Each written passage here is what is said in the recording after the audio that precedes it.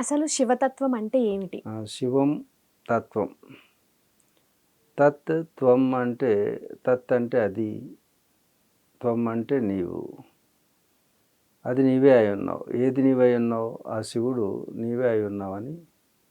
శివం అంటే కళ్యాణము, శుభం, శాంతం అని అర్థం వస్తుంది. అంటే నీలో ఉన్నటువంటి శుభానికి నీవే కారణం, అశుభానికి నీవే కారణం, శాంతికి అశాంతికి నీవే కారణం. అంతేని దీంట్లో దైవ ప్రమేయం ఏమీ లేదు అని చెప్పడమే శివం అనేటటువంటి దానికి అర్థం. శాంతం అనే దానికి అర్థం. తత్ త్వం అంటే తత్ అంటే అదని, త్వం అంటే నీవే. ఏది నీవు? ఆ శివతత్వం అనేది నీలోనే ఉన్నది కాబట్టి నీవు ఈ జీవితాన్ని కొనసాగిస్తున్నావు. శివమే లేకపోతే ఈ శరీరం శవంగా మారుతుంది. కాబట్టి ఈ శరీరం శవమే కానీ శివం కాదని, ఆ శివాన్ని తెలుసుకోవడానికి శరీర మాధ్యం కలు ధర్మ సాధనమని, ఇది ఒక సాధనం మాత్రమే. కానీ ఈ సాధనానికి మనం కోసమే జీవిస్తున్నాం, మన కోసం మనం జీవించట్లేదు. ఏది నీవు?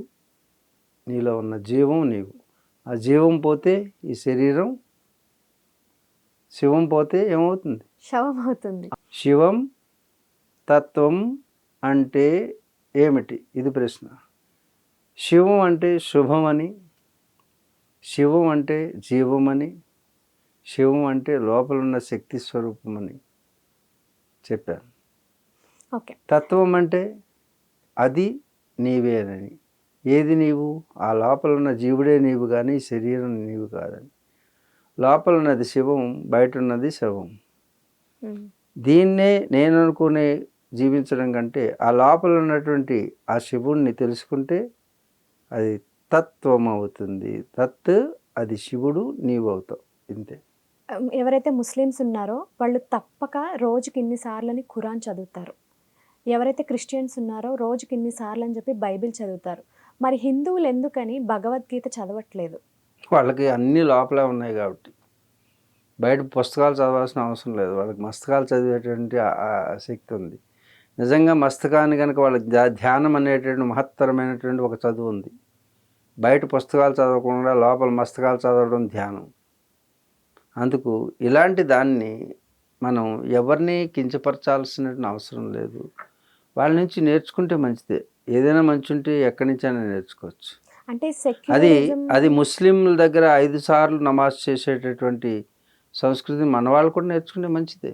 5 సార్లు భగవద్గీత చదవడం అనేది నేర్చుకోవడం మంచిది. కానీ మన వాళ్ళకి అన్ని జ్ఞానాలు తెలుసు, ఏంటంటే అందరూ సమానమని. అదే అంటున్నా. కానీ మిగతా మతాలు వేరు, ధర్మం వేరమ్మా. మతాలు అంటే ఒకళ్ళ అభిమతం, మాది గొప్పది అంటారు వాళ్ళు. ఎప్పుడు కూడా ఇక్కడ భారతదేశంలో మేము గొప్ప అని అనరు, అందరం గొప్పవాళ్ళు అంటారు. అదే మీరు అందరూ గొప్పవాళ్ళు, మనం అందరూ గొప్పవాళ్ళు, మనం ఒక గొప్పవాళ్ళు అంటారు. కానీ మిగతా మతాలు అలా కాదు, మాదే గొప్పది అంటారు. ఎవరంటారు? చిన్నపిల్లలు అంటారు. చిన్నపిల్లలు తెలివి తక్కువ వాళ్ళు, తెలివి లేని వాళ్ళు నేను గొప్ప అంటారు.